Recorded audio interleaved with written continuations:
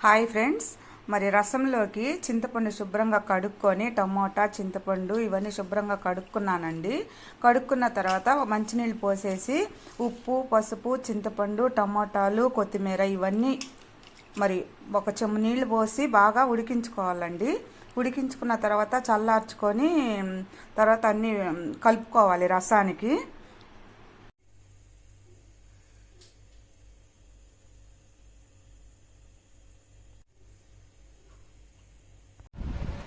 చూడండి ఫ్రెండ్స్, ఉడకబెట్టాను కదా రసంకి, ఏదో చల్లారిపోయింది అంతా. అది పిప్పంతా తీసి పక్కన పెడుతున్నానండి.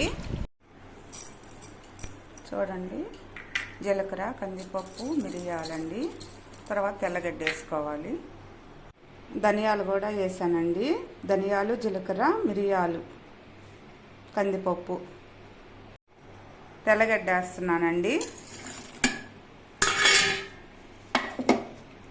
చూడండి ఫ్రెండ్స్, మరి కలిపి పెట్టుకున్నాను కదా, ఈ చెత్త అంతా తీసేసి రసము రెడీ చేసి పెట్టుకొని మరి కొత్తిమీర ఈ మిక్సీకి వేసుకున్నది కొంచెం వేసేసి బాగా కలుపుదామండి. దీంట్లో అది తాలింపులో కలుపుతాను. కొంచెం ఉంది జీలకర్ర, అది రసంకి తాలింపు పెట్టుకుంటున్నామండి.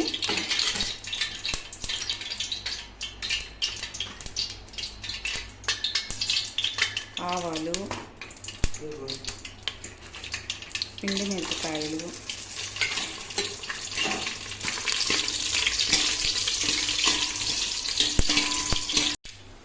కరివేపాకు,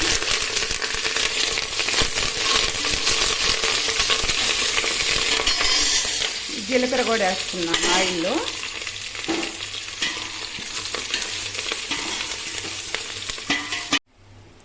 కొంచెం ఇంగువ కూడా వేసుకుంటున్నానండి.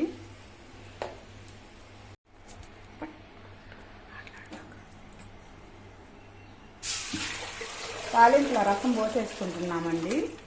ఈరోజు మా ఇంట్లో చుట్టాలు వచ్చారు, అందుకని ఎక్కువగా పెడుతున్నానండి రసము.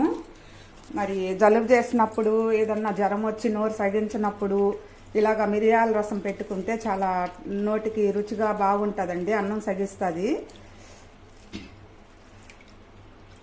మా పిల్లలకైతే చాలా ఇష్టం అండి రసం నేను పెడితే.